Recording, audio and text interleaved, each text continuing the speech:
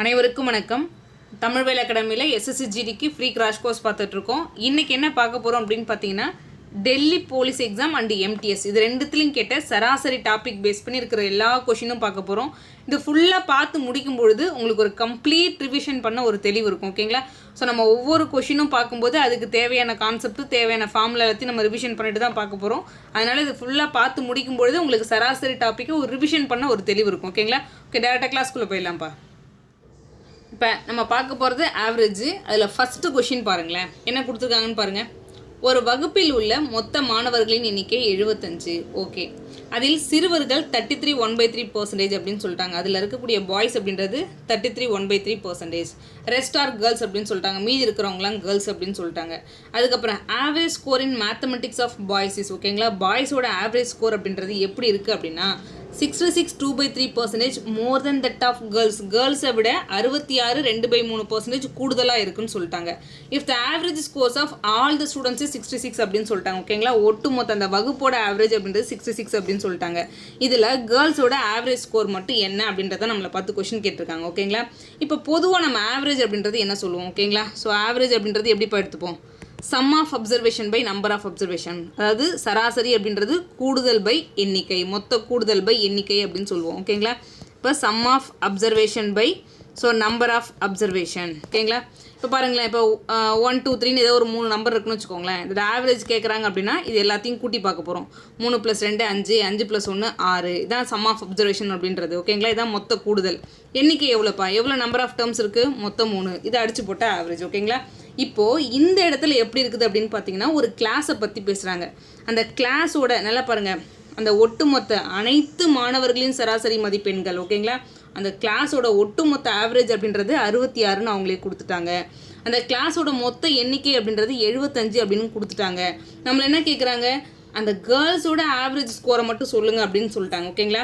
இதில் பாய்ஸ் எப்படி இருப்பாங்க, எவ்வளோ நம்பர்ஸில் இருப்பாங்க, கேர்ள்ஸ் எவ்வளோ நம்பர்ஸில் இருப்பாங்கன்றதுக்கும் ஃபஸ்ட்டே நமக்கு ஒரு க்ளூ கொடுத்துட்டாங்க. இப்போ நம்ம எப்படி எழுதுவோம்? இது ஒட்டுமொத்த வகுப்போட ஆவரேஜ் அப்படின்றது 66. ஒட்டுமொத்த வகுப்பில் யாரெல்லாம் இருக்காங்க? So boys plus girls. கரெக்டுங்களா? Boys plus girls. அப்போ இந்த இடத்துல பாய்ஸோட கூடுதல் அவங்களோட சம்மை எழுதணும், ப்ளஸ்ஸு கேர்ள்ஸோட சம்மு எழுதணும். ஓகேங்களா? அதை எழுதி divide by number of observation which is equal to average. ஆவரேஜும் அவனே கொடுத்துட்டான். ஸோ இந்த இடத்துல நம்பர் ஆஃப் அப்சர்வேஷனும் அவனே கொடுத்துட்டான். இப்போ அந்த இடத்துல சராசரி தான் நம்ம கண்டுபிடிக்க போகிறோம். ஓகேங்களா? அந்த நம்பர் ஆஃப் அப்சர்வேஷன் கொடுத்துட்டு அவன் சராசரி தான் கேட்குறான். இப்போ இந்த இடத்துல பாய்ஸோட கூடுதல் நம்ம எழுதுகிறோன்னு வச்சுக்கோங்களேன். எப்படிப்பா எழுதலாம்? என்ன பண்ணுவோம்? இப்போ பாய்ஸுக்கு நம்ம எடுக்கிறோம் அப்படின்னா சம் ஆஃப் அப்சர்வேஷன் ஒரு பக்கமாக வச்சுக்கோங்க. இந்த நம்பர் ஆஃப் அப்சர்வேஷன் இந்த பக்கம் ப்ராடக்ட்டில் கொண்டு வந்துடலாம். அப்போ average into number of observation which is equal to sum of observation அப்படின்றது கிடைக்கும். ஓகேங்களா? இதுதான் என்ன பண்ணுவாங்கன்னு பார்த்தீங்கன்னா ஒரு ஃபார்முலாவாக எடுத்துப்பாங்க. ஸோ N1A1 அப்படின்னு சொல்லுவாங்க. Number of observation into average which is equal to sum. அடுத்து பார்த்தீங்க அப்படின்னா N2A2 அப்படின்னு சொல்லுவாங்க. ஓகேங்களா? ஸோ N2 அப்படின்னா அடுத்து இப்போ கேர்ள்ஸ் எடுக்கிறோம் அப்படின்னா கேர்ள்ஸோட நம்பர்ஸ் மொத்த எண்ணிக்கை பை அவங்களோட ஆவரேஜ், எண்ணிக்கை இன்ட்டு ஆவரேஜ். இதை ரெண்டுத்தையும் ப்ராடக்ட் பண்ணும்போது அந்த கேர்ள்ஸோட கூடுதல் அப்படின்றது நமக்கு கிடச்சிரும். அப்போ பாய்ஸோட சம் இருக்கும், கேர்ள்ஸோட சம் இருக்கும். டிவைடு பை N1 + N2 அப்படின்னு சொல்லுவாங்க. அது என்னப்பா N1 + N2 அப்படின்னு பார்த்தீங்கன்னா பாய்ஸு ப்ளஸ் கேர்ள்ஸ் அவங்களோட எண்ணிக்கை. ஓகேங்களா? இதையே என்ன பண்ணுவாங்க அப்படின்னு பார்த்தீங்கன்னா, இப்போ இந்த 75 அப்படின்ற நம்பராக எழுதாமல் அதை ரேஷியோவில் எழுதிக்கலாம். இப்போ பார்த்தீங்கன்னு வச்சுக்கோங்களேன், அவனே நம்ம க்ளூ கொடுத்து வச்சுருக்கான். இப்போ அந்த க்ளூ அப்ளை பண்ணும்போது சொல்கிறேன் பாருங்களேன், எப்படி ரேஷியோவில் எழுதலான்றது. ஏன் ரேஷியோவில் எழுதுகிறோம் அப்படின்னு பார்த்தீங்கன்னா இந்த சிம்பிளிஃபிகேஷன் கொஞ்சம் ஈஸியாக இருக்கும். இப்போ பெரிய பெரிய நம்பராக போட்டு அடிக்கிறதுக்கு பதிலாக சின்ன சின்ன நம்பராக அடித்து போட்டால் நமக்கு வேலை மிச்சம் இல்லையா? அதனால் நம்ம அடுத்து ரேஷியோவில் எழுத போகிறோம். இவன் என்ன இப்போ க்ளூ கொடுத்துருக்கான்? ஸோ மொத்தம் 75 பேர் இருக்காங்க. அவன் கொடுத்த க்ளூ தூக்கி எழுதுங்களேன். மொத்தம் 75 பேர் இருக்காங்க. அதில் 1/3 ஆர் பாய்ஸ் அப்படின்னு சொல்லிட்டாங்க. இப்போ 1/3 அப்படின்னா என்ன? இதோட அர்த்தம் என்ன? 33 1/3%க்கு ஈக்குவலண்ட்டாக இருக்கக்கூடிய பின்ன மதிப்பு, ஃப்ராக்ஷன் வேல்யூ அப்படின்றது தான் 1/3. ஓகேங்களா? இப்போ இதோட அர்த்தம் என்ன அப்படின்னு பார்த்தீங்கன்னா 3 அப்படின்றது டோட்டல். இப்போ ஒரு கிளாஸில் மொத்த பேர் அப்படின்றது ஒரு 3 பார்ட்டாக இருக்காங்கன்னு வச்சுக்கோங்களேன். அதில் 1 அப்படின்றது பாய்ஸ்னு அர்த்தம். ஓகேங்களா? அதான் 1/3. 33 1/3%க்கு நம்ம நிகராக எழுதக்கூடிய ஃப்ராக்ஷன் வேல்யூ அப்படின்றது தான் 1/3. ஓகேங்களா? அதில் 3 அப்படின்றது டோட்டல், அந்த வகுப்பில் உள்ள மொத்த பேர் அப்படின்னா அதில் 1ன்றது தான் பாய்ஸு. இப்போ பாருங்களேன், பாய்ஸும் கேர்ள்ஸும் நம்ம ஒரு விகிதத்தில் எழுத போகிறோம். ஸோ எப்படி எழுதலாம்? இப்போ பாருங்கள் 1 அப்படின்றது பாய்ஸ்ன்னு எனக்கு தெரியும். ஸோ மொத்தம் 3 பார்ட் அப்படின்றது எனக்கு தெரியும். ஸோ 3ல் 1 போனால் ரிமைனிங் எவ்வளோ இருப்பாங்க? 2 இருப்பாங்க. அப்போ கேர்ள்ஸ் அப்படின்றது 2 பார்ட்டு. ஓகேங்களா? அடுத்த ஆவரேஜை பற்றி என்ன பேசுகிறான்னு பாருங்கள். The average score of mathematics of boys. ஓகேங்களா? அந்த பாய்ஸோட ஆவரேஜ் அப்படின்றது எப்படி இருக்குது அப்படின்னு பார்த்தீங்கன்னா 66 2/3% more than that of girls அப்படின்னு சொல்கிறான். ஓகேங்களா? அப்போ ஃபஸ்ட்டு அந்த 66 2/3% அப்படின்றது எப்படி எழுதுவோன்றது நமக்கு தெரியணும். இப்போ நம்ம என்ன பண்ணோம்? 33 1/3% அப்படின்னு முன்னாடி சொல்லியிருந்தான். ஓகேங்களா? அதுக்கு நிகராக இருக்கக்கூடிய பின்ன மதிப்பு என்ன எழுதணும்? 1/3 அப்படின்றது எழுதணும்.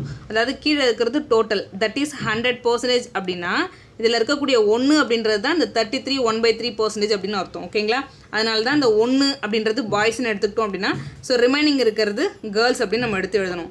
அதே மாதிரி இங்கே எழுதும்பொழுது அந்த 66 2/3%க்கு நிகராக இருக்கக்கூடிய பின்ன மதிப்பு அப்படின்னா 2/3 அப்படின்னு அர்த்தம். ஓகேங்களா?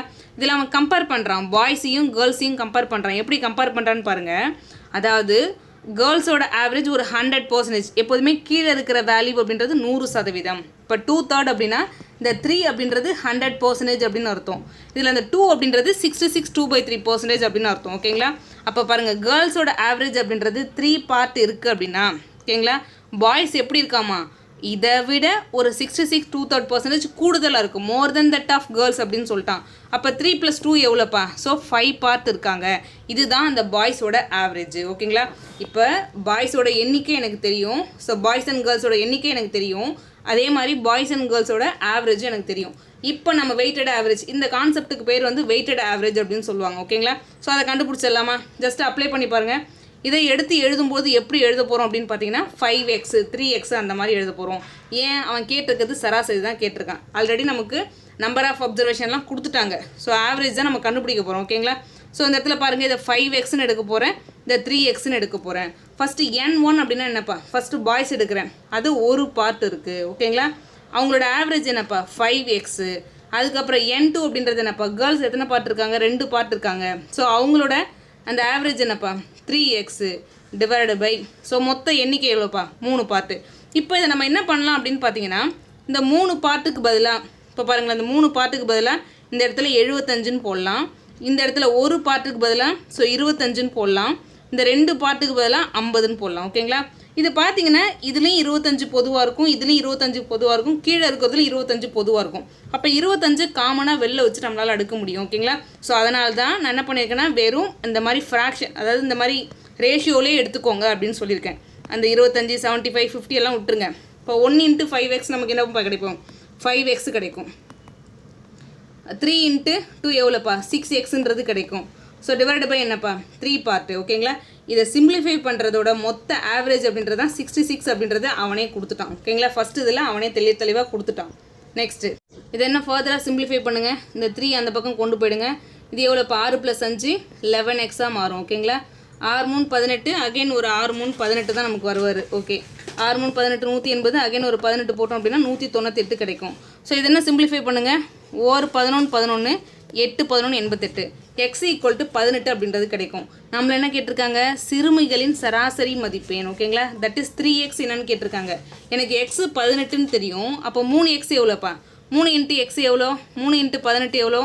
54. எங்கேப்பா இருக்காரு? ஸோ ஆப்ஷன் பி அப்படின்றது மிக சரியான ஆன்சர். இப்போ நீங்கள் என்ன பண்ணணும் அப்படின்னு பார்த்தீங்கன்னா, இந்த n1 n2லாம் இருக்குது பார்த்தீங்களா, அதுக்கு இந்த மாதிரி ரேஷியோ கண்டுபிடிச்சிக்கோங்க. 1:2 அந்த மாதிரி இது என்ன ரேஷியோ கொடுக்குறானோ அதை கண்டுபிடிச்சிக்கோங்க.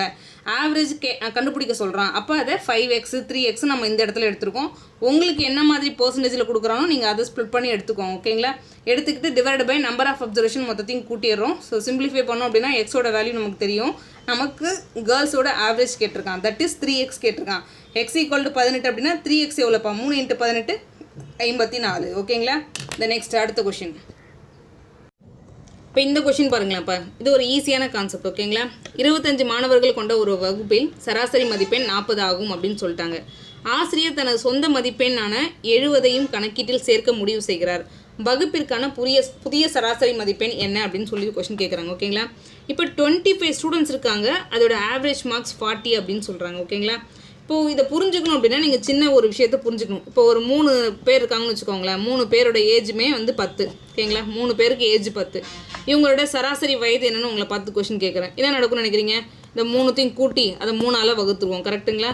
ஸோ 30/3 கிடைக்கும். அடிச்சு போட்டாலும் 10 தான். ஓகேங்களா? எல்லாருமே ஒரே மாதிரியான வேல்யூ வச்சுருந்தாங்க அப்படின்னா அவங்களோட ஆவரேஜ் அப்படின்றது மாறவே மாறாது, அதே தான் வரும். இப்போ இதில் கூடுதலாக பாருங்களேன். ஸோ இன்னும் ஒருத்தரோட ஏஜ் வந்து 10 நான் ஒருத்தர் சேர்க்கும்போது என்ன நடக்கும்?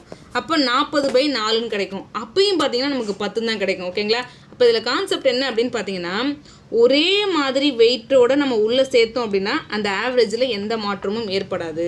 ஓகேங்களா? அதுவே அதை விட கூடுதலாக சேர்த்தோம் அப்படின்னா அந்த ஆவரேஜ் கொஞ்சம் இன்க்ரீஸ் ஆகும். அதுவே அந்த ஆவரேஜை விட கம்மியான வேல்யூவில் ஒருத்தவங்களை சேர்க்குறோம் அப்படின்னா அந்த ஆவரேஜ் அப்படின்றது குறையும். இந்த புரிதல் உங்களுக்கு இருக்கணும். ஓகேங்களா? இப்போ பாருங்கள், 25 ஸ்டூடெண்ட்டுக்கு 40ன்னு சொல்லிட்டாங்க. இப்போ டீச்சர் ஒருத்தவங்க உள்ளே வராங்க. அப்போ என்ன நடக்கும்? 26 மெம்பர்ஸாக மாறிடுவாங்க. ஓகேங்களா? இந்த வர்ற டீச்சரும் 40ன்ற அந்த மார்க்கோட வந்திருந்தாங்க அப்படின்னா ஆவரேஜில் எந்த சேஞ்சஸுமே ஏற்பட்டிருக்காது. கரெக்டுங்களா? ஆனால் என்ன நடந்திருக்கு? அவங்க 70 மார்க் எடுத்துகிட்டு வந்திருக்காங்க. கூட வரும்போது அவங்களோட ஸ்கோர் அப்படின்றது 70.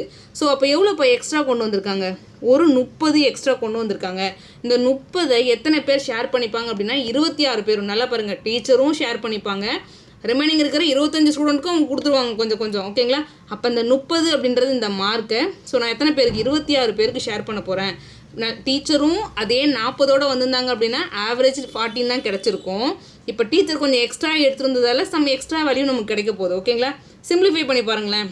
26 26 ரிமைனிங் எவ்வளோப்பா? 4ன்னு இருக்கும். ஸோ புள்ளி வச்சு 0 சேர்த்தோம் அப்படின்னா அகைன் 26 26 1.1 அந்த மாதிரி தான் வரப்போகிறார். ஓகேங்களா? அப்போ 41 சம்திங். அதை நம்ம அப்ராக்சிமேட்டாக என்ன பண்ணலாம்?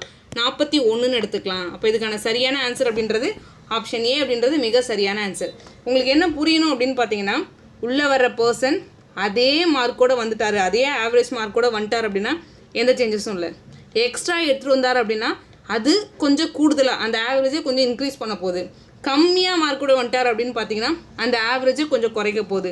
இங்கே டீச்சர் கொஞ்சம் 30 எக்ஸ்ட்ரா எடுத்துகிட்டு வந்துட்டாங்க. அந்த 30 டீச்சரும் ஷேர் பண்ணிப்பாங்க, இன்னும் இருக்கிற அந்த 25 மெம்பரும் ஷேர் பண்ணிப்பாங்க. ஓகேங்களா? அதனால தான் 30/26ன்னு அடித்து போட்டிருக்கோம். அடித்து போட்டால் 1.1 சம்திங் வரும். அதை ஆட் பண்ணோம் அப்படின்னா 41. ஓகேங்களா? நெக்ஸ்ட்டு இப்போ இந்த கொஷின் பாருங்களாப்பா. இதில் என்ன கொடுத்துருக்காங்கன்னு பாருங்கள். 15 நபர்களின் சராசரி வயது 32 அப்படின்னு சொல்கிறாங்க. ஓகேங்களா? 30 வயது சராசரி கொண்ட 3 நபர்களுக்கு பதிலாக 3 புதிய நபர்கள் சேர்க்கப்பட்டு புதிய சராசரி 33ஆக மாறினால். இப்போ பாருங்களேன், ஒரு 15 மெம்பர்ஸ்க்கு சராசரி அப்படின்றது ஆவரேஜ் அப்படின்றது 32 அப்படின்னு சொல்லிட்டாங்க. ஒரு 3 பேர் வெளில போயிட்டு ஒரு 3 பேர் உள்ளே வராங்க. ஓகேங்களா? ஸோ 3 பேர் வந்து வெளில போகிறாங்க, அதே சேம் டைம்ஸ் ஒரு 3 பேர் வந்து உள்ளே வராங்க.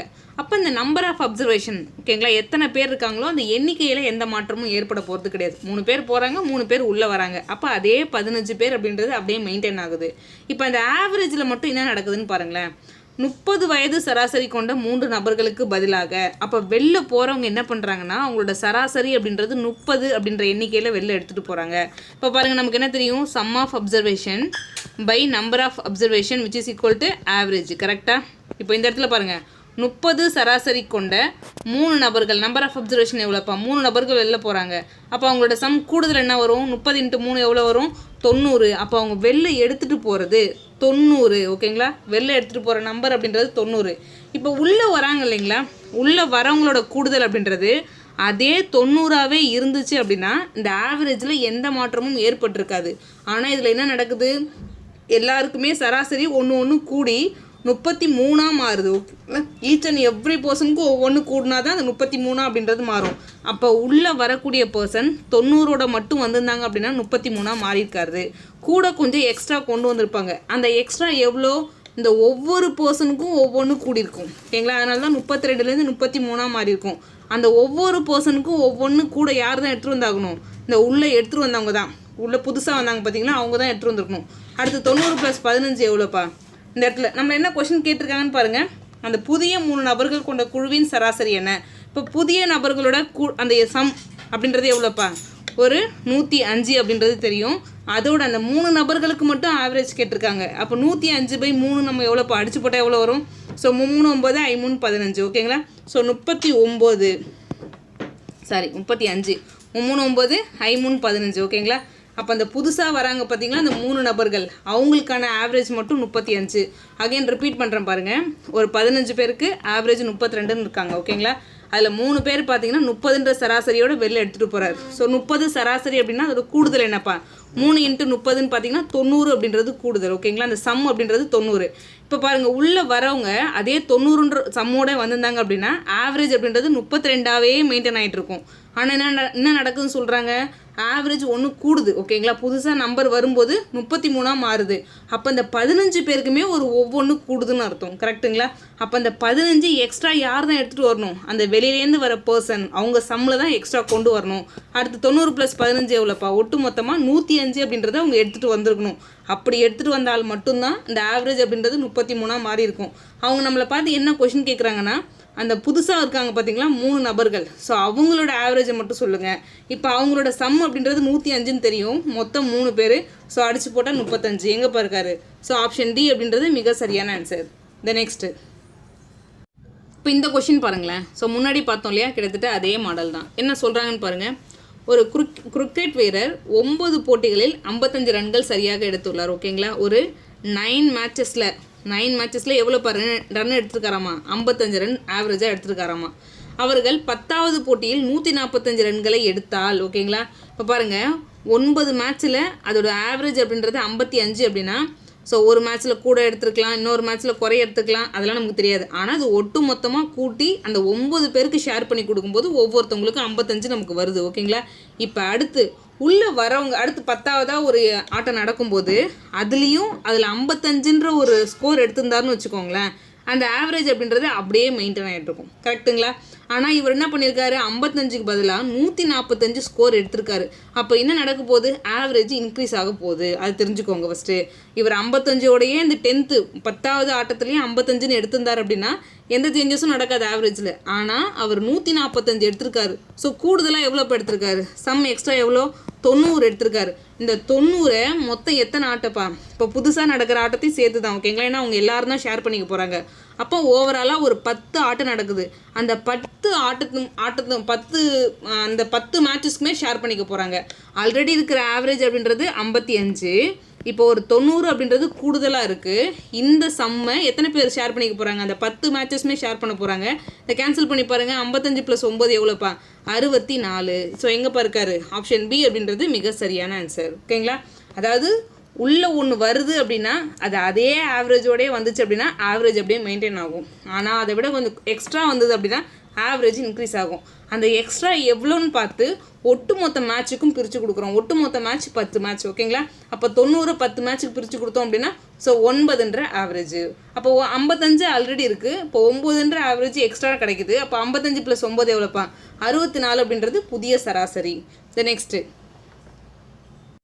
இப்போ இந்த கொஷின் பாருங்களாம்ப்பா, இதில் என்ன கொடுத்துருக்காங்கன்னு பாருங்கள். ஒரு தோட்டத்தில் உள்ள 30 மரங்களின் சராசரி உயரம் 15 அடி அப்படின்னு சொல்லிட்டாங்க. அதுக்கப்புறம் சொல்கிறாங்க 18 மரங்களின் சராசரி உயரம் 16 அடி என்றால் மீதமுள்ள 12 மரங்களின் சராசரி உயரம் என்ன அப்படின்னு சொல்கிறாங்க. மொத்தம் டோட்டல் அப்படின்றது 30ன்னு சொல்லிட்டாங்க. இதை 2 விதமாக பிரிக்கிறாங்க. அதாவது 18 மரத்தை தனியாகவும் 12 மரத்தை தனியாகவும் பிரிக்கிறாங்க. ஓகேங்களா, ஸோ இதை வெயிட்டட் ஆவரேஜ், இந்த நம்ம ஒரு ஃபார்முலா போட்டோம் இல்லையா, n1a1 + n2a2 n1 + n2. So இந்த ஃபார்மேட்லேயும் சால்வ் பண்ணலாம். இப்போ போன சம் நம்ம பார்த்தோம் இல்லையா, அதே மாதிரியும் நம்ம சால்வ் பண்ணலாம். அந்த டீவியேஷன் மெத்தட் அப்படின்னு சொல்லுவோம். ஓகேங்களா, ஆவரேஜை நம்மளே பிரித்து கால்குலேட் பண்ணுறது டீவியேஷன் மெத்தட் அப்படின்னு சொல்லுவோம். ஸோ அந்த மெத்தட்லேயும் சால்வ் பண்ணலாம். ஃபஸ்ட்டு இந்த மெத்தட் பாருங்களேன். இதுக்கு இப்போ பாருங்களேன், இந்த எண்ணிக்கைக்கு நம்ம கேன்சல் பண்ணி ரேஷியோவாக எடுத்துக்கலாமா. ஸோ 3 × 18 2 × 12. ஓகேங்களா, அப்போ ஒட்டுமொத்த எண்ணிக்கை அப்படின்றது 5. ஸோ ஃபஸ்ட்டு எவ்வளோப்பா, ஒரு 3 பார்ட். இந்த n1 அப்படின்ற இடத்துல 3 எடுத்துக்கிறேன்.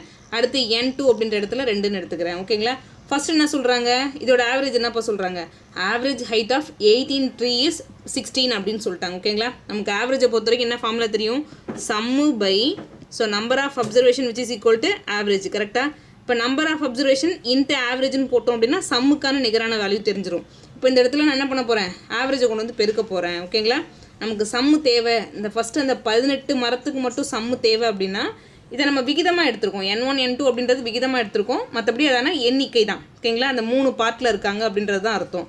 ஸோ இன்ட்டு அந்த ஆவரேஜ் என்னப்பா சொல்லியிருக்காங்க, 16.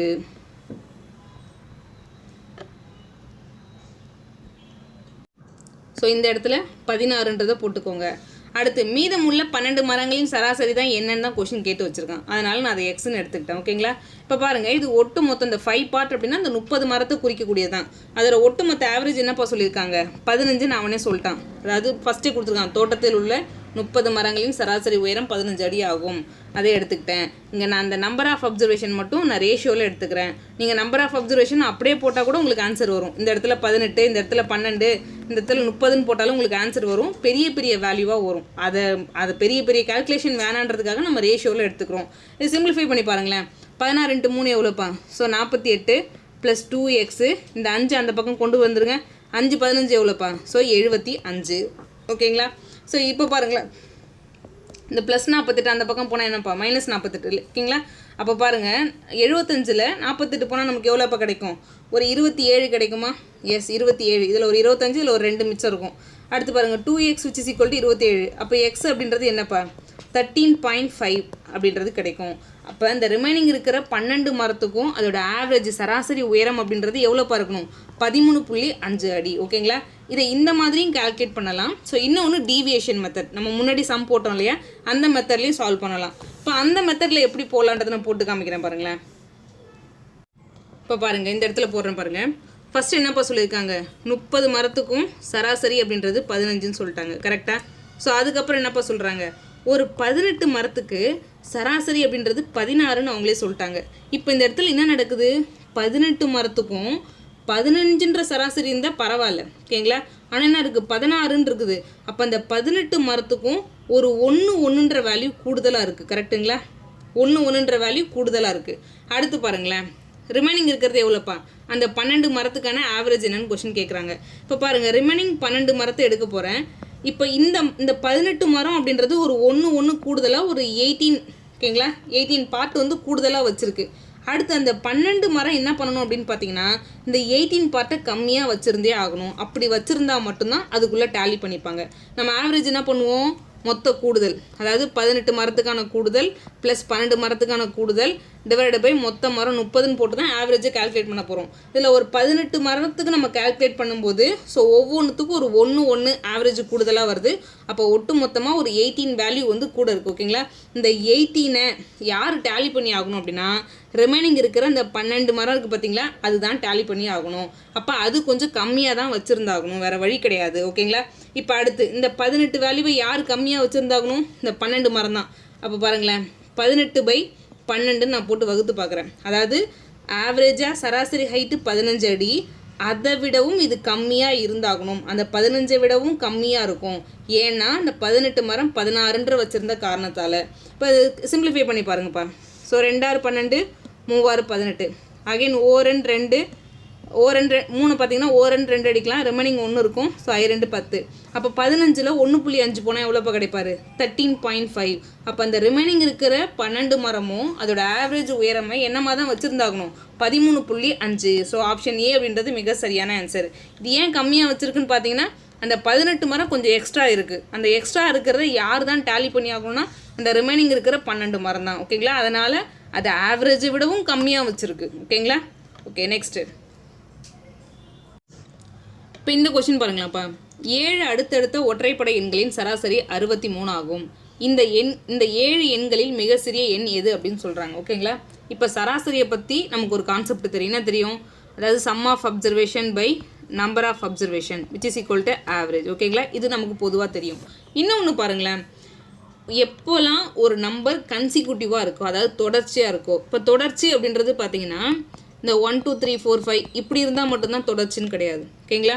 அதாவது கூட்டு தொடரில் இருக்கணும்னு வச்சுக்கோங்களேன். ஏதோ ஒரு அந்த டிஃப்ரென்ஸ்லாம் இருக்கலாம். அது இப்போ பார்த்தீங்கன்னா 52, 54, 56, 58 நான் இப்படி எழுதுகிறேன். இது பார்த்தீங்கன்னா இரட்டைப்படை எண்கள். இதுக்கான கேப் அப்படின்றது 2. ஓகேங்களா? டிஃப்ரென்ஸ் அப்படின்றது 2. ஓகேங்களா? இதுவும் ஒரு தொடர்ச்சியான எண் தான். அது கேப் வந்து 2 அடிப்படையாக கொண்டு இது ஒரு தொடர்ச்சியாக இருக்குது. இந்த ஃபஸ்ட்டு இருக்கிற நம்பர் அப்படின்றது கேப்பை 1 அடிப்படையாக கொண்டு இது ஒரு தொடர்ச்சியாக இருக்குது. ஓகேங்களா? அப்போ whenever the numbers are the consequence, இந்த மாதிரி தொடர்ச்சியாக இருந்துச்சு அப்படின்னா அதோட ஆவரேஜ் அப்படின்றத நம்மளே எடுத்து எழுதிக்கலாம். ஸோ எப்படி எழுதலாம்னு சொல்கிறேன் பாருங்களேன். ஒரு நம்பர் தொடர்ச்சியாக இருக்கும்போது அதோட மிட் ஆஃப் த நம்பர் தான் ஆவரேஜ். இப்போ நான் ஒரு 7 நம்பர் இந்த இடத்துல சொல்லியிருக்காங்க. 7 நம்பர் இருக்குது அப்படின்னா அதோட மிட் ஆஃப் த நம்பர் தான் நான் ஆவரேஜாக சொல்கிறேன். இப்போ பாருங்கள், 1 2 3 4 ஏழு கட்டம் போட்டேன். இதோட மிட் ஆஃப் த நம்பர் எதுப்பா, இதை டினோட் பண்ணலாமா, இதுதான் ஆவரேஜ். ஓகேங்களா. இப்போ இந்த 7 அடுத்தடுத்த ஒற்றைப்படை எண்களின் சராசரி. ஒற்றைப்படை எண்ணெலாம் எப்படி இருந்துருவான்னு நினைக்கிறீங்க? 1, 3, 5, 7 இந்த மாதிரி தான் இருந்தாகணும். இதோட கேப் எப்படி பார்க்கணும்? கண்டிப்பாக 2 தான். ஓகேங்களா. அப்போ ஒற்றைப்படை எண்கள், இரட்டைப்படை எண்கள், இல்லை வேறு ஏதாவது கேப்பு சிமிலராக இருக்கக்கூடியதை சொல்லிட்டான் அப்படின்னு பார்த்தீங்கன்னா மிட் ஆஃப் த நம்பர் தான் ஆவரேஜ். ஸோ இன்னொன்று பார்த்தீங்க அப்படின்னா இப்போ 7 நம்பர் கொடுத்துருக்கான். ஸோ இந்த பக்கம் ஒரு 3 நம்பர், இந்த பக்கம் ஒரு 3 நம்பரை நானே பிரிச்சிடுறேன். இப்போ என்ன சொல்கிறான், இதுதான் 63 அப்படின்னு சொல்லிட்டான். இது 63னா இதுக்கு முன்னாடி இந்த நம்பர் எப்படி பார்க்கணும்? 61. ஓகேங்களா. ஏன்னா ஒற்றைப்படை எண் சொல்கிறான். ஒற்றைப்படை எண்ணு கேப்பு 2 வித்தியாசத்தில் இருக்கணும். இப்போ அதுக்கு முன்னாடி எப்படி பார்த்தாகணும்? 59. இன்னும் அதுக்கு முன்னாடி எப்படி பார்க்கணும்? ஸோ 57. ஓகேங்களா. அவன் நம்மளை கேட்டிருக்குது மிக சிறிய எண். அதனால தான் அந்த சின்ன பார்ட்டை நோக்கி நான் கண்டுபிடிச்சிருக்கேன். இருக்கிறதுல மிக சிறிய எண் எதுப்பா? 57. ஒரு வேளை இருக்கிறதுல மிகப்பெரிய எண் கேட்டான். அப்போ நாங்கள் என்ன பண்ணுறது? இங்கே 63 இருக்கா, இங்கே அடுத்த நம்பர் 65. ஸோ அடுத்த நம்பர் 67, அடுத்த நம்பர் 69. ஓகேங்களா. இந்த மாதிரி எடுத்துக்கோங்க. ஸோ இன்னொன்று சொல்கிறேன் பாருங்கள். இந்த மாதிரி ஒரு நம்பர் தொடர்ச்சியாக இருக்குது அப்படின்னா மிட் ஆஃப் த நம்பர் தான் ஆவரேஜ். இன்னொன்று இந்த மாதிரி நம்பர் தொடர்ச்சியாக இருக்குது அப்படின்னு பார்த்தீங்கன்னா last number plus first number divide by 2 இதான் ஆவரேஜ். இப்போ நீங்கள் வேணால் இது ரெண்டுத்தையும் ஆட் பண்ணி பாருங்களேன். லாஸ்ட் நம்பர் எவ்வளோப்பா? 69. ஃபஸ்ட்டு நம்பர் என்னப்பா? 57. ஓகேங்களா. இந்த ரெண்டுத்தையும் ஆட் பண்ணி 2ஆல் வகுத்து பாருங்கள். 9 + 7 எவ்வளோப்பா? 16. ரிமைனிங் 1, 6 12. ஓகேங்களா. 126/2ன்னு கிடைக்கும். இது இன்னும் ஃபர்தராக சிம்பிளிஃபை பண்ணுங்கள். 6 2 12, 3 2 6. அப்போவும் அந்த 63 தான் ஆவரேஜ். ஓகேங்களா. அப்போ நமக்கு என்ன கான்செப்ட் தெரியணும் அப்படின்னு பார்த்தீங்கன்னா நம்பர் தொடர்ச்சியாக இருந்தால் mid of the number average, நடுவில் இருக்கக்கூடிய எண் தான் ஆவரேஜ். இன்னொன்று நம்பர் தொடர்ச்சியாக இருக்குது அப்படின்னா last number plus first number divide by 2 இதான் ஆவரேஜ். ஓகேங்களா. The next. அப்போ இதோட ஆன்சர் என்னப்பா? ஆப்ஷன் ஏ அப்படின்றது மிக சரியான ஆன்சர். The next. இப்போ இந்த கொஷின் பாருங்களேன். ஒரு கிரிக்கெட் வீரர் 12 போட்டிகளில் சரியாக ஒரு போட்டிக்கு 45 ரன் எடுக்கிறார் அப்படின்னு சொல்லிட்டாங்க. அந்த வீரர் எடுத்த மொத்த ரன்களின் எண்ணிக்கை அப்படின்னு சொல்கிறாங்க. ஓகேங்களா. இப்போ பாருங்கள், மொத்தம் நடந்தது எத்தனைப்பா? 12 போட்டின்னு சொல்லிட்டாங்க. அவங்களே சொல்லிட்டாங்க சராசரியாக 45 ரன் எடுத்துட்டாருன்னு சொல்லிட்டு. மொத்தம் அப்படின்றது கேட்குறாங்க, சம் அப்படின்றது கேட்குறாங்க. அவ்வளோதானே. நமக்கு ஆவரேஜ்னாலே என்ன தெரியும்? Sum of observation by number of observation which is equal to என்னப்பா? ஆவரேஜ். இந்த இடத்துல அவன் கொடுத்த ஆவரேஜ் நோட் பண்ணிட்டோம். நம்பர் எத்தனை? 12 போட்டி. ஓகேங்களா. அதான் இந்த இடத்துல நம்பர் ஆஃப் அப்சர்வேஷன். அப்போ ஜஸ்ட் அப்படியே கிராஸ் மல்டிப்ளை பண்ணாலே நமக்கான ஆன்சர் அந்த மொத்தம் அப்படின்றது கிடச்சிரும். ஓகேங்களா. ஸோ 45 × 12 ப்ராடக்ட் பண்ணி பாருங்கள். 10ஆல் பெருக்கிறோம் அப்படின்னா 450. ஸோ 2ஆல் பெருக்கிறோம் அப்படின்னா 90. ஓகேங்களா. இப்போ எவ்வளோப்பா? 540. எங்கே இருக்காரு? ஆப்ஷன் சி அப்படின்றது மிக சரியான ஆன்சர். த நெக்ஸ்ட்டு. இப்போ இந்த கொஷின் பாருங்களாப்பா. 9 எண்கள் கூட்டுத்தொடரில் உள்ளன அப்படின்னு சொல்லிட்டாங்க. ஓகேங்களா. 9 நம்பர் கூட்டுத்தொடரில் இருக்காமா. அதாவது கூட்டுத்தொடர் அப்படின்றது என்ன, அரித்மெட்டிக் ப்ராக்ரெஷன் அப்படின்றது என்ன அப்படின்னு பார்த்தீங்கன்னா டிஃப்ரென்ஸ் ஆர் சேம். அதாவது 2வது நம்பருக்கும் முதல் நம்பருக்கும் டிஃப்ரென்ஸ் எடுத்து பார்ப்பாங்க. இப்போ பாருங்களேன், 2 4 6 8 10 இந்த மாதிரி ஏதோ ஒன்று எழுதுறேன். 2வது நம்பர்லேருந்து முதல் நம்பர் மைனஸ் பண்ணி பாருங்கள் 2. அதே மாதிரி 2வது நம்பர்லேருந்து முதல் நம்பர் மைனஸ் பண்ணி பாருங்கள் 2. இந்த மாதிரி டிஃப்ரென்ஸ் வந்து சேமாக வந்துச்சு அப்படின்னா அதான் கூட்டுத்தொடர். ஓகேங்களா. இதே மாதிரி ஒரு 9 எண்கள் கூட்டுத்தொடரில் இருக்காமா. ஓகேங்களா. இந்த மாதிரி ஒரு 9 கூட போட்டு வச்சுக்கோங்க. இந்த தொடரில் முதல் மற்றும் கடைசி எண்களின் சராசரி 13 அப்படின்னு சொல்லிட்டாங்க. ஓகேங்களா. இது வந்து ஃபஸ்ட்டு, இது வந்து லாஸ்ட்டு. நான் உங்களுக்கு இப்போ கொஞ்சம் நேரத்துக்கு முன்னாடி தான் இந்த கான்செப்ட் சொன்னேன். என்னப்பா சொன்னேன்? இந்த மாதிரி நம்பர்ஸ் கன்சிக்யூட்டிவாக இருந்துச்சுன்னா, ஒரு தொடர்ச்சியாக இருந்துச்சு அப்படின்னா மிட் ஆஃப் த நம்பர் தான் ஆவரேஜ் அப்படின்ற ஒரு கான்செப்ட் சொன்னேன். இன்னொன்று என்ன சொன்னேன்? First number plus last number divide by 2 which is equal to average. இதுவும் அந்த ஆவரேஜ் தான்ப்பான்னு சொல்லிட்டு இப்போ தான் நம்ம பார்த்துட்டு வந்தோம். இப்போ இந்த இடத்துல பாருங்கள், 9 எண்கள் கூட்டுத்தொடரில் இருக்குது. ஓகே, நான் அந்த இடத்துல 9 நம்பரை போட்டுட்டேன். இந்த மிட் ஆஃப் த நம்பர் தான் ஆவரேஜாக இருக்க போகுது. இன்னொன்று என்ன அப்படின்னு பார்த்தீங்கன்னா இந்த first number plus last number அதை 2ஆல் வகுத்தேன் அப்படின்னா எனக்கு ஆவரேஜ் கிடச்சிரும். அடுத்து அவன் என்ன சொல்கிறான்னு பாருங்கள். இந்த தொடரில் முதல் மற்றும் கடைசி எண்ணின் சராசரி. இப்போ பாருங்களேன், நான் ஃபர்ஸ்ட் நம்பர் எடுத்துக்கிறேன், லாஸ்ட் நம்பர் எடுத்துக்கிட்டேன். இது ரெண்டுத்துக்கு மட்டும் இப்போ பாருங்கள், 2த்தை மட்டும் கூட்டுறேன். மொத்த நம்பர் ஆஃப் அப்சர்வேஷன் எவ்வளோப்பா? 2. அதுக்கு வந்து ஒரு ஆவரேஜ் கண்டுபிடிக்கிறேன். அதை வந்து என்ன சொல்கிறான்? 13 அப்படின்னு சொல்கிறான். இந்த எண்களின் 9 எண்களின் சராசரி என்ன அப்படின்னு கொஸ்டின் கேட்குறான். ஓகேங்களா. அவனே கொடுத்துட்டான், நமக்கு தேவையானதே கொடுத்துட்டான். நமக்கு அந்த கான்செப்ட் மட்டும் தெரிஞ்சால் போதும். ஓகேங்களா. அவன் என்ன சொல்லி கொடுக்குறான்னு பார்த்தீங்கன்னா ஃபஸ்ட்டு நம்பரையும் லாஸ்ட் நம்பரையும் நான் கூட்டி பார்க்குறேன், அதுக்கு ஆவரேஜ் எடுக்கிறேன் அப்படின்னா எனக்கு 13 வருதுன்னு சொல்கிறான். ஓகேங்களா. ஆனால் ஒரிஜினலாக ஆவரேஜ் அப்படின்றதே நம்பர் கன்சிக்யூட்டிவாக இருக்கும்பொழுது first number plus last number divide by 2. ஓகேங்களா. இப்போ அந்த 9 எண்களின் சராசரி என்னப்பா? அதே 13 தான். ஓகேங்களா. ஸோ எங்கே இருக்காரு? ஆப்ஷன் ஏ அப்படின்றது மிக சரியான ஆன்சர். த நெக்ஸ்ட்டு. இப்போ இந்த கொஷின் பாருங்களாம்ப்பா, இதில் என்ன கொடுத்துருக்காங்கன்னு ஃபஸ்ட்டு பாருங்கள். 19 அடுத்தடுத்த இயல் எண்கள் கொடுக்கப்பட்டுள்ளன அப்படின்னு சொல்லிட்டாங்க. அப்போ நேச்சுரல் நம்பர்னா நமக்கு ஃபஸ்ட்டு என்னென்னு தெரிஞ்சிருக்கணும். ஓகேங்களா? ஸோ 1லேருந்து 1 2 3 இந்த மாதிரி அப் டு n டேர்ம்ஸ் வரைக்கும் இருக்கிறது தான் நேச்சுரல் நம்பர். ஓகேங்களா? இப்போ அந்த நம்பரில் இந்த எண்கள் ஏறு வரிசையில் உள்ளன. இப்போ பாருங்களா, 1 2 3 4னா இது ஒரு ஏறு வரிசை தானே, அதே மாதிரி இருக்குன்னு சொல்லிட்டாங்க. கடைசி 7 எண்களின் சராசரி 25 ஆகும். அனைத்து 19 எண்களின் சராசரி என்ன அப்படின்னு கொஸ்டின் கேட்குறாங்க. இப்போ பாருங்களேன், இப்போது அப் டு இப்போ 1லேருந்து ஆரம்பித்து இது 1 தான். இந்த நம்பர் பார்த்தீங்கன்னா எக்ஸாக்டாக 1 தான் 2 தான் அப்படின்றது கிடையாது. ஓகேங்களா? இது பார்த்தீங்கன்னா இப்போ 23 24 25 அப் டு இதுலேருந்து ஒரு 19 டேர்ம்ஸாக கூட இருக்கலாம். ஓகேங்களா? நமக்கு தெரியாது அது 1லேருந்து ஆரம்பிக்குமா இல்லை 23 24 25 26 இப்படி இருக்குமான்றது நமக்கு தெரியாது. அதனால் நேச்சுரல் நம்பர் இருக்குன்னு மட்டும் சொல்லியிருக்காங்க. ஓகேங்களா? அப்போ நான் என்ன பண்ண போகிறேன் அப்படின்னு பார்த்தீங்கன்னா ஜஸ்ட்டு 1லேருந்து இருக்கிற மாதிரி எடுத்துக்கிறேன். ஸோ 1லேருந்து அப் டு ஒரு 19 டேர்ம்ஸ் எடுத்துக்கிறேன். இப்போ நான் ஆவரேஜ் அப்படின்றது எதைப்பா சொல்லியிருக்கேன்? மிட் ஆஃப் த டேர்ம் தான் ஆவரேஜ் அப்படின்னு சொல்கிறேன். இப்போ மிட் ஆஃப் த டேர்ம்னு என்ன வரும்? லாஸ்ட் டேர்ம் வந்து 19, ஃபஸ்ட் டேர்ம் வந்து 1ன்னு இருக்குன்னு வச்சுக்கோங்களேன். ஸோ 19 + 1 எவ்வளோப்பா? 20. 20 2ஆல் வகுத்தா என்னப்பா? ஸோ 10. அப்போ 10th டேர்ம் தான் ஆவரேஜாக இருக்குது. ஸோ நல்லா பாருங்கள், இதில் மொத்தம் 19 நம்பர் இருக்குது அப்படின்னா 10th டேர்ம் தான் ஆவரேஜாக இருக்குது. இல்லை நீங்களே பிரித்து பார்க்கலாம். ஸோ மொத்தம் 19 நம்பர் அப்படின்னா இந்த பக்கம் ஒரு 9, இந்த பக்கம் ஒரு 9. ஓகேங்களா? ஸோ இங்கேருந்து பார்க்கும்போது இது 10வது டேர்மாக இருக்கும். அப்போ இந்த 10th டேர்ம் தான் ஆவரேஜ். அதை நீங்கள் புரிஞ்சுக்கோங்க. அடுத்து இவன் என்ன கொடுத்துருக்கான்? அடிஷ்னலாக என்ன கொடுத்துருக்கான்னு பாருங்கள். கடைசி 7 எண்களின் சராசரி 25 ஆகும். கடைசி 7 எண் சொல்கிறான். இப்போ நம்ம எப்படி எடுத்திருக்கோம்? கடைசியில் 19 இருக்கிறதா எடுத்திருக்கோம். இப்போ இந்த லாஸ்ட்டில் 19. ஸோ அதுக்கப்புறம் என்னப்பா இருக்கோம்? 18. அதுக்கப்புறம் என்னப்பா? 17. அதுக்கப்புறம் 16. ஸோ அதுக்கப்புறம் 15. அதுக்கப்புறம் பார்த்தீங்கன்னா 14. அதுக்கப்புறம் வந்து பார்த்தீங்கன்னா 13. அவன் என்ன சொல்கிறான்? கடைசி 7 எண்கள். நானும் இந்த 7 எண்களை மட்டும் எடுத்துக்கிட்டேன். 13 14 15 16 இருக்கும் பார்த்தீங்கன்னா இந்த 7 எண்களை மட்டும் எடுத்துக்கிட்டேன். இதோட ஆவரேஜ் அப்படின்றது 25ன்னு அவனே சொல்லிட்டான். இப்போ பாருங்களேன், இந்த 7 நம்பரை மட்டும் எடுக்கிறேன் அப்படின்னா இந்த 7 நம்பர் கன்சிக்யூட்டிவாக தான் இருக்க போகுது. ஏன்னா இது நேச்சுரல் நம்பர் இல்லையா? டிஃப்ரென்ஸ் அப்படின்றது 1ன்ற விதத்தில் அது கன்சிக்யூட்டிவ் தொடர்ச்சியாக தான் இருக்க போகுது. இதில் மிட் ஆஃப் த டேர்ம் எதுப்பாது? மொத்தம் 7 நம்பர் அப்படின்னா இந்த பக்கம் ஒரு 3, இந்த பக்கம் ஒரு 3. அப்போ 16th டேர்ம். நல்லா பாருங்களேன், அந்த 16வது டேர்ம் அப்படின்றது தான் ஆவரேஜு. அதுதான் என்னவா இருக்காமா? 25ஆக இருக்காமா. இப்போ நம்ம என்ன கேட்குறான் கொஷினு? அந்த ஒட்டுமொத்த 19 நம்பருக்கும் ஆவரேஜ் சொல்லுங்கள் அப்படின்னு சொல்கிறான். நமக்கு என்ன தெரியும்? ஒட்டுமொத்த 19 நம்பருக்கும் ஆவரேஜ் 10 அப்படின்றது தெரியும். இப்போ 16வது டேர்ம் 25 அப்படின்னா இதுலேருந்து ஒரு 6 மைனஸ் பண்ணால் எனக்கு என்னப்பா கிடைக்கும்? 16ல் 6 போனால் என்ன கிடைக்கும்? 10th டேர்ம் கிடைக்கும். அதே மாதிரி 25ல் 6 போனால் எவ்வளோப்பா? ஸோ 19 அப்படின்றது ஆவரேஜ். அப்போ இந்த சம்முக்கான ஆன்சரே 19 தான். ஓகேங்களா? உங்களுக்கு அந்த கிளியரான அந்த கான்செப்டில் தெளிவு இருக்கணும். ஃபஸ்ட்டு அவங்க கொடுத்துருக்கிறது 19 நேச்சுரல் நம்பர். நேச்சுரல் நம்பர் அப்படின்றது டிஃப்ரென்ஸ் 1 இருக்கும். ஓகேங்களா? 1லேருந்து ஆரம்பித்து அப் டு n டேர்ம்ஸ் வரைக்கும். அவன் எந்த டேர்ம்ஸ்லேருந்து ஆரம்பித்து எந்த டேர்ம்ஸ் வரைக்கும் கொடுக்குறான்னு தெரியாது. ஆனால் ஒரு 19 நம்பரை கொடுத்துருக்கான். நம்ம என்ன பண்ணுறோம்? 1லேருந்து 19 இருக்கிறதா எடுத்துக்கிறோம். அதில் கடைசி 7 நம்பர். ஸோ கடைசி 7 நம்பர் எடுத்தோம் அப்படின்னா 13லேருந்து 14 15 16 17 18 19 இதான் அந்த கடைசி 7 நம்பர். இதோட ஆவரேஜ் அப்படின்றது மிட் ஆஃப் த நம்பர் தான். ஓகேங்களா? ஆவரேஜ் அப்படின்னாலே மிட் ஆஃப் த நம்பர். அப்போ 16வது டேர்ம் 25ஆக இருக்குது. நமக்கு தெரியும் ஒட்டுமொத்த டேர்ம் 19 அப்படின்னா ஸோ 10th டேர்ம் அப்படின்றது தான் ஆவரேஜ். ஏன்னா first number plus last number divide by 2 அப்படின்றது தான் ஆவரேஜ் நமக்கு தெரியும். அப்போ பாருங்கள், 16வது டேர்ம் 25, இதுலேருந்து 6 மைனஸ் பண்ணுறேன் அப்படின்னா எனக்கு 10th டேர்ம் கிடச்சிரும். அதே மாதிரி இது 25ல் 6 மைனஸ் பண்ணேன் அப்படின்னா எனக்கு 19 கிடச்சிரும். அப்போ ஒட்டுமொத்த அந்த 19 நம்பருக்கான ஆவரேஜும் 19 தான். ஓகேங்களா?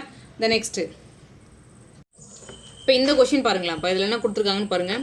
8 அடுத்தடுத்த ஒற்றைப்படை இயல் எண்களின் சராசரி 24 அப்படின்னு சொல்லிட்டாங்க. ஒற்றைப்படை எண்களை பற்றி பேசுகிறாங்க. இந்த 8 எண்களில் மிக சிறிய எண் எதுன்னு கேட்குறாங்க. இப்போ நம்ம ஆவரேஜ்னு என்ன பார்த்தோம்? மிட் ஆஃப் த நம்பர் தான் ஆவரேஜ்னு பார்த்தோம். இப்போ ஒரு 9 நம்பர் கொடுத்துருக்காங்கன்னு வச்சுக்கோங்களேன். இப்போ ஒரு 9 நம்பர் கொடுத்துருந்தாங்கன்னா இந்த பக்கம் ஒரு 4 நம்பர் இருந்திருக்கும். ஸோ இந்த பக்கம் ஒரு 4 நம்பர் இருந்திருக்கும். இந்த நடுவில் இருக்கிறது தான் ஆவரேஜ்னு சொல்லியிருப்போம். ஆனால் இப்போ நமக்கு கொடுத்துருக்கிறதே 8 நம்பர் தான். அப்போ ஆவரேஜ் நம்ம எப்படி எடுத்துப்போம் அப்படின்னு பார்த்தீங்கன்னா, இப்போ இங்கேருந்து பாருங்களேன்,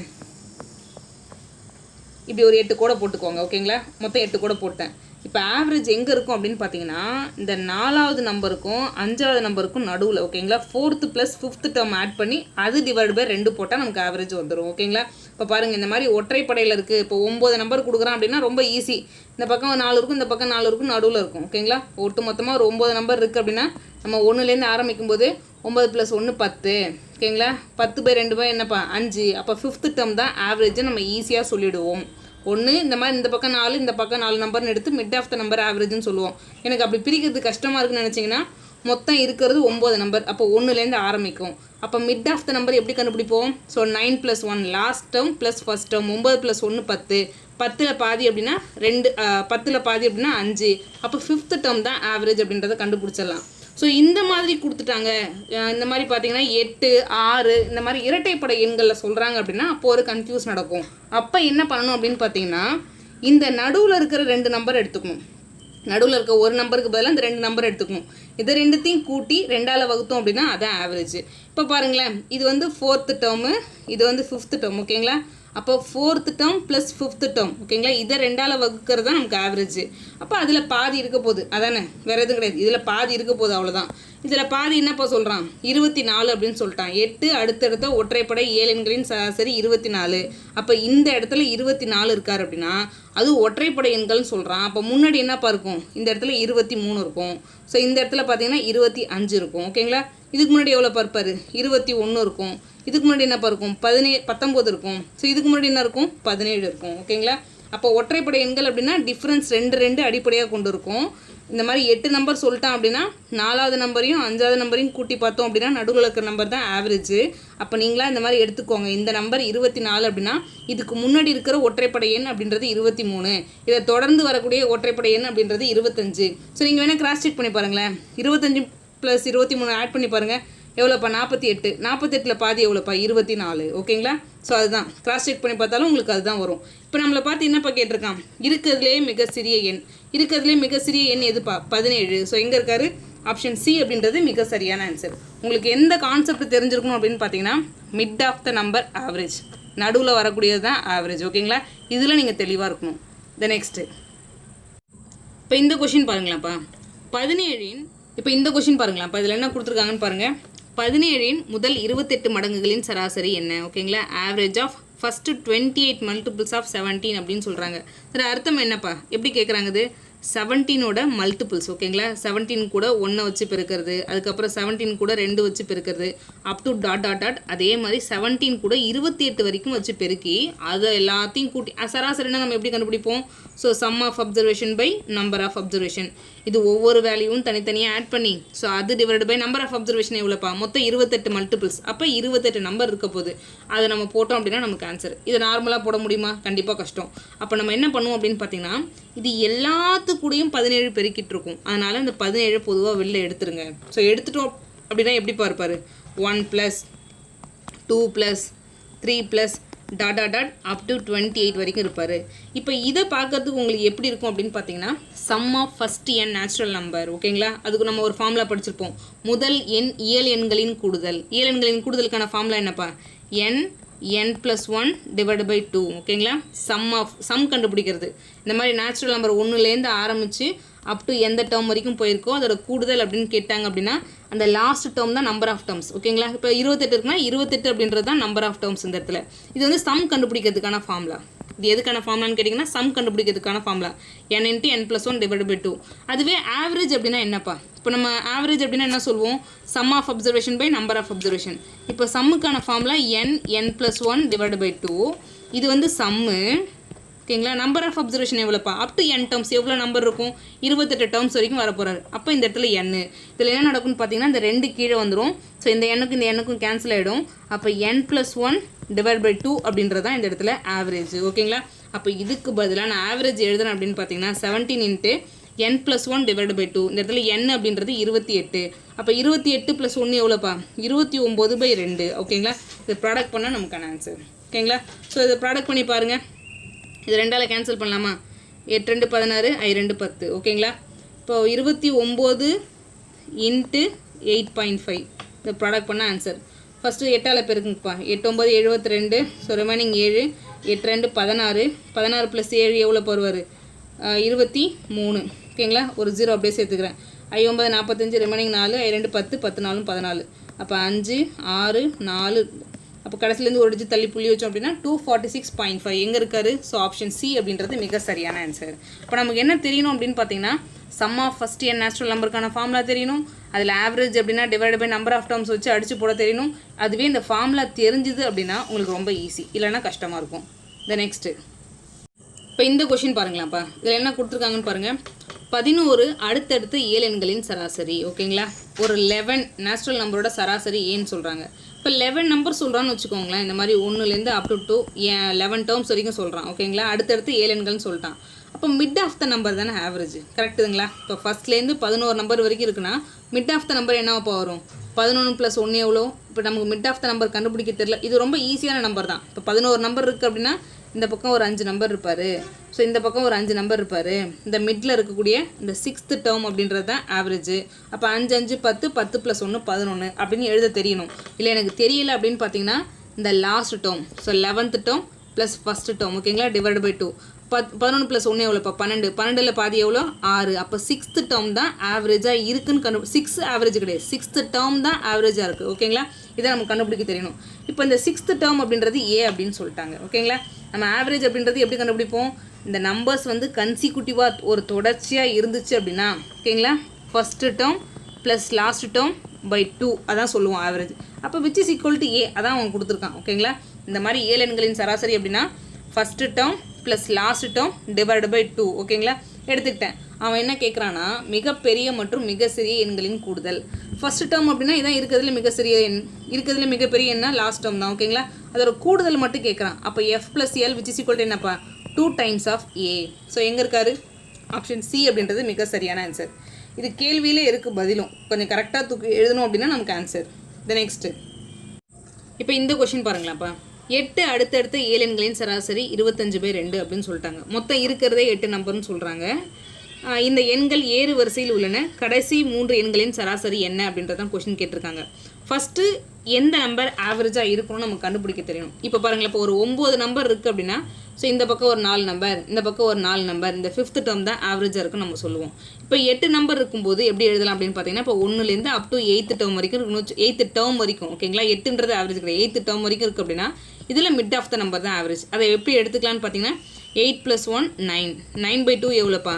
4.5 கிடைக்கும். அப்போ 4க்கும் 5க்கும் நடுவில் தான் ஆவரேஜ் இருக்கும். ஓகேங்களா, இப்போ பாருங்கள் இந்த இடத்துல 1 2 3 4 டேர்ம் இருக்காரு. ஸோ அதே மாதிரி அடுத்து பார்த்தீங்கன்னா இந்த பக்கம் ஒரு 4 டேர்ம் இருக்கும். உங்கள் ஆவரேஜ் எங்கே இருக்குன்னு பார்த்தீங்கன்னா இங்கே இருக்கும். ஓகேங்களா, இந்த ஆவரேஜ் என்னவா இருக்காமா? 25/2ன்னு போட்டிருக்காங்க. 25/2 எப்படி எழுதலாம்? 12.5ன்னு எழுதலாமா? இது 12.5, இதுதான் ஆவரேஜ். அவனே சொல்லிட்டான் கன்சிக்யூட்டிவ் நேச்சுரல் நம்பர், இயல் எண்கள் அப்படின்னு சொல்கிறான். இயல் எண்கள்னால் என்னப்பா? 1 2 3 4 5 அப் டு n டேர்ம்ஸ் வரைக்கும், இதான் இயல் எண்கள். அப்போ இந்த எண் அப்படின்றது எப்படி இருக்கணும்? 12 இருக்கணும்.